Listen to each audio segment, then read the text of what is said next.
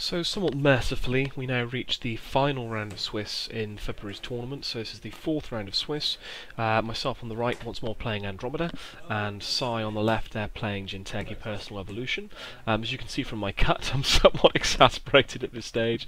This is me rock bottom in last place, getting more and more depressed, and certainly in a greater mind dungeon as time has gone on. You're not going to see any sterling plays from me in these this is last set of games either. At this point, I had well and truly resigned and consigned myself to it being an awful tournament, and I couldn't quite get out of the mindset, unfortunately.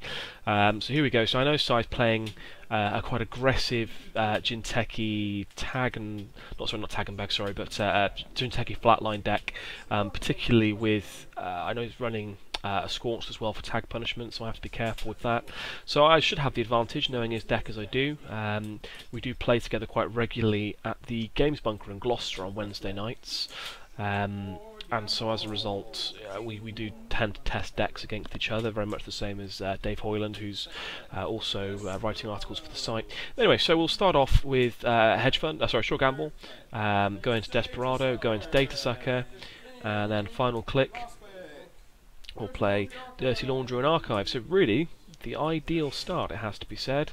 The same as Sai. Sai obviously had Ice Hedge Fund, so two very good starts.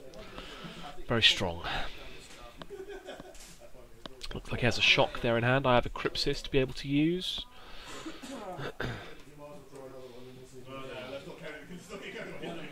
Now he's going to draw up initially. Seeing a little bit more ice. I think he's got a Celebrity Gift there as well in hand to be able to use, which it looks like he's thinking of using.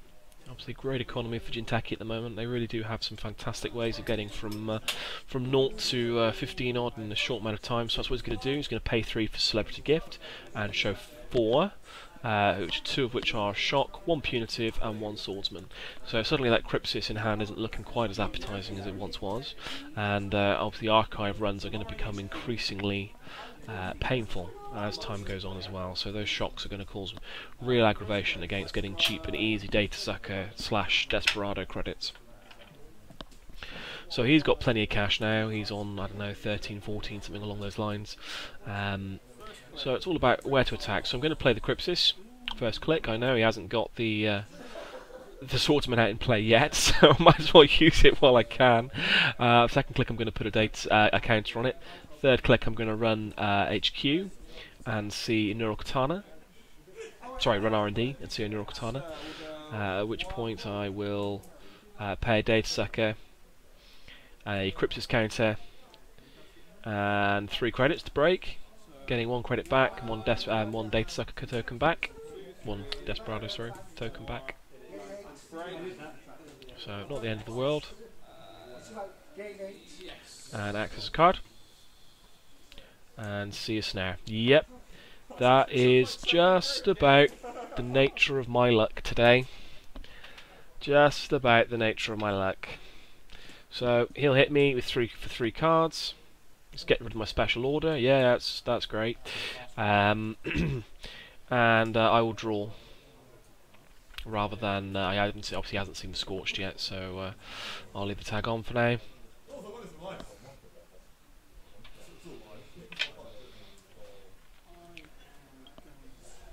So yeah, from a great start first turn to an absolutely horrendous second turn. But then that's the joy of Jinteki. They can really stop and slow the tempo down of the game.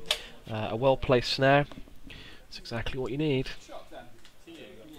Passing over the turn to me, so discarding what is almost certainly a Shock. I'm going to draw up. I'm going to draw right up, seeing a spare Desperado. Yay! And I'm going to just, keep drawing. And discard the spare Desperado that I certainly do not need. So I'm leaving the tag on for now. I've got 5 cards in hand. I'm fairly confident he's not running 2 Scorches. I'm pretty sure he's just running the 1. I've got no resources to worry about at this stage. There's no immediate rush to get rid of that tag. He's going to install into the remote and advance it twice, and pass the turn over to me.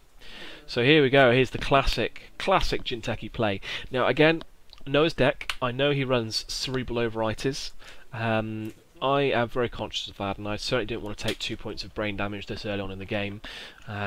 I fear that that will spell certain doom and disaster for me. I've got no means to mitigate that brain damage really. It's going to cause too many problems in the long run, so I'm going to leave it. Potentially let them score out an agenda, and just kind of see what happens really. I don't want to risk hitting the cerebral at this stage. I'm kind of hoping to see account siphons, but didn't see any in this game, I don't think. Play Corroder for 2. I'm just really getting rid of the cards so that I've got them on the board rather than in hand, even though I'm absolutely skint. I think I'm debating whether to play the fairy here or put a counter on Crypsis. Obviously it's all about what you want to discard, what you want to keep. I've got the hostage to be able to bring out a Katie if I need, so I'm going to play the fairy. Again, just getting all my cards in hand on the table. I'm not playing very well here, ladies and gentlemen. I'm sure this comes as a great shock and surprise to you. This was not my finest hour. But, regardless, that snare has set me back. I'm doing my best to try and make up for it. So we're going to see, first of all, if Sai scores out this potential agenda, or whether it is a failed trap.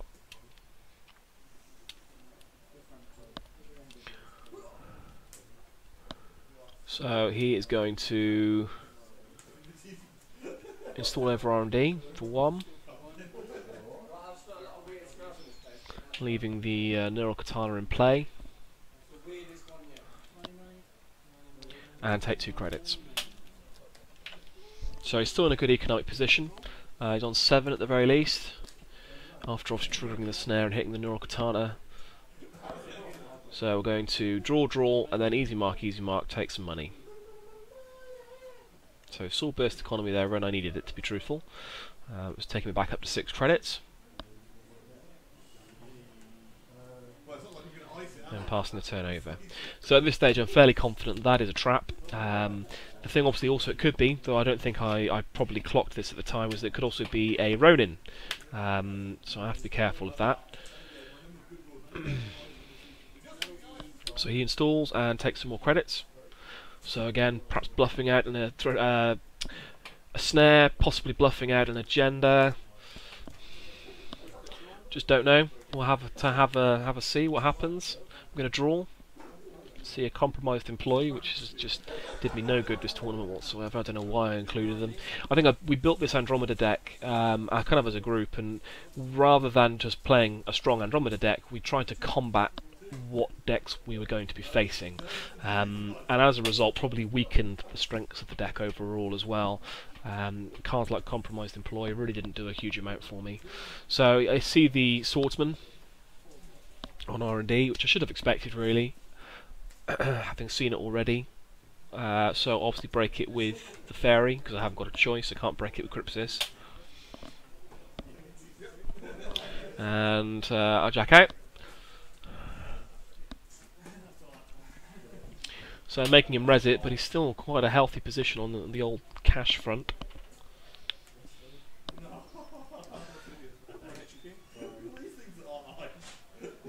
So we will run HQ.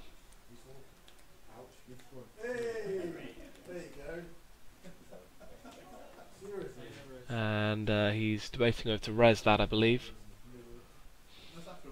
So he's not going to res, so I'll take a credit and a Desperate and I'll take a credit and a data suck and see a Yanis. So another card to be aware of there for the brain damage. Not something I want to face check. It even cost a fortune for Fairy to get through a Janice. And we'll go again on HQ. Yeah, I don't know why, so he was doing R&D there, but I said I'll hit HQ again. So he shuffles his cards up a little bit, I gain a credit and a data sucker. And have a look at the Yanis again. Of course I do. Of course I do. Of course I do. Never mind. I'll discard the hostage because I'm leaving tags on at this stage. Again, I think I probably should have went and got my Katie here and got some cash. So he is going to advance and score. The profiteering he just left wide open for me to steal, which I left, and take 15 credits, so giving me 3 bad publicity to play with. which is a strong position for me, it has to be said. He's only scored 1 point, and I now have 3 bad pub for the rest of the game. He's going to obviously do his 1 point of net damage, get rid of my inside job, which isn't fantastic. I'd much rather he got rid of something else, but there we go. Such is the way of Jinteki. So he's doing well. He's back in a strong economic position, back up to sort of beyond 15 credits, 18 I think now, or 19 by the looks of it. And I'll have to trigger a few snares, that's for sure. So I'll put a counter on Crypsis. Also going to have to res a Yanis potentially as well at this stage, though I'm quite confident that that card in HQ is not a Yanis.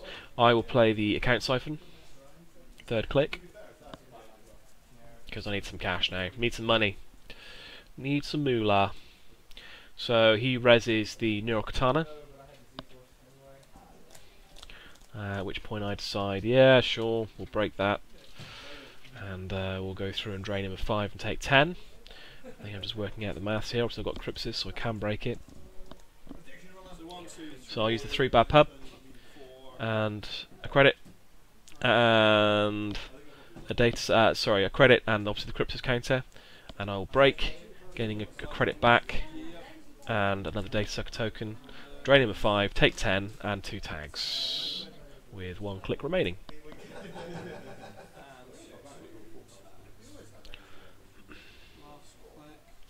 And now my bad publicity and my tags are nice and symmetrical. And last click, I'm going to draw. Because again, I have to be conscious of the Scorched Earth here. Scorched is still... I know you're running it, I know he has one in his deck, and if the last thing I need to do here is drop below 3 cards.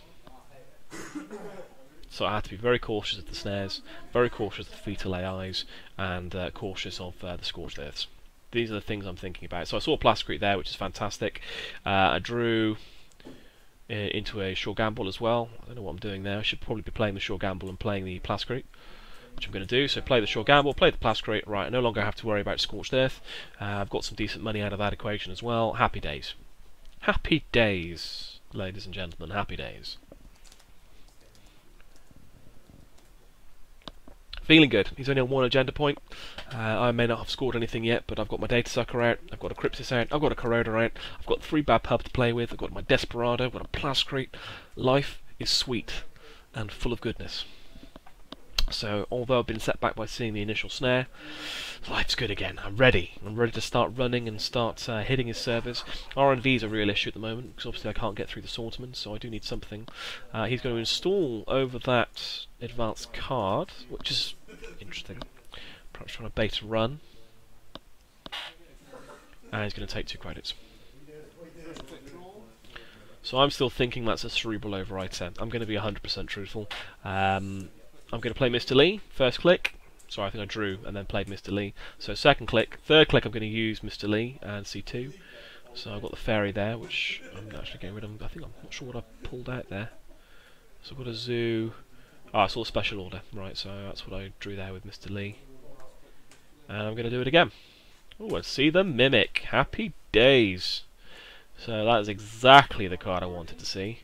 So I'll get rid of Katie Jones, because I'm not going to clear tags. I'll get rid of the compromised employee, because I'm not bothered about it. And I've now got my full breaker suite, effectively. Happy, happy, happy. What I mean to breaking everything. And obviously the Mimic is absolutely fantastic for breaking through those Neurokatanas. And the Swordsman, going to be cheap, cheap, cheap. And I can start making some heavy hitting runs on R&D and HQ. Put real pressure on his centrals now. Because it doesn't cost me nothing, particularly not with 3 bad publicity and a Desperado earning me money as I do it. Fantastic. So he's going to install over HQ for 2. And he's going to take 2 credits, or 1 credit I think, and discard another card. Again, Archives here is very much a no-go zone, because I could have real problems, so I'm going to play that Mimic, 1st click. Oh, you're too damn tootin'. So, happy here, 2nd click. I'm not sure what I did 2nd click there, sorry. So we're going to run on R&D, and we're going to hit a snare. Yay! Slow clap. Oh, that's just the nature of this game, really. It has to be said. So click 3, hit a snare, and I've got 2 cards left in hand, so I draw with Mr. Lee and pass the turn over. This is just one of those games, ladies and gents, one of those games where you make a couple of runs and you hit a couple of snares, and despite the incredibly strong position that I'm in, I am now on 3 cards. But I got the Plascrete, so at least he can't scorch me. It's not all bad. He's probably discarded the Plascrete at this stage. So Si's having a bit of a ponder here as to what to do. He's going to draw. Probably looking for neural EMPs and other pain-related situations. Pain-related cards. He's going to install into the remote, and he's going to take credit. So first click, I'm going to draw. Take no chances. I'm going to keep the R&D interface and discard the data sucker. Taking back up to 4. So feeling, oh, I've got 2 R&D interfaces there in fact in hand. I'm going to Mr. Lee again, taking me up to 5. I'm going to keep the inside job, almost certainly. There we are. And put the Katie to the bottom. So I've got 5 cards in hand. Feeling good. We're going to play an R&D interface. Got the money to do it. It's good. I can start R&D locking him here. Put some real pressure on. And we're going to run R&D. Last click. So we'll see. Nothing. Oh, so I think I might see a fetal there on the bottom. Yep, so we see the fetal on the bottom. So now it's a question of, do I take the 3 net damage, leaving me on 1 card, or do I put it back? So I'm going to pay 2. I should have used Bad Pub there, but I completely forgot. I think I might have already used that actually. He does 3 net damage to me. I steal the fetal AI. I've got 1 card left in hand.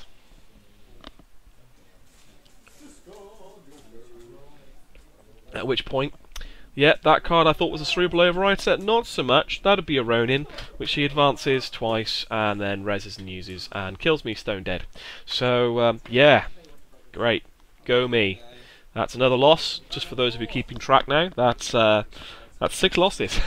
6 losses to 1 win in a game where I once again should have absolutely dominated the situation. I just could not catch a break on my R&D accesses at all. Obviously had a lot of agendas in hand by the looks of it.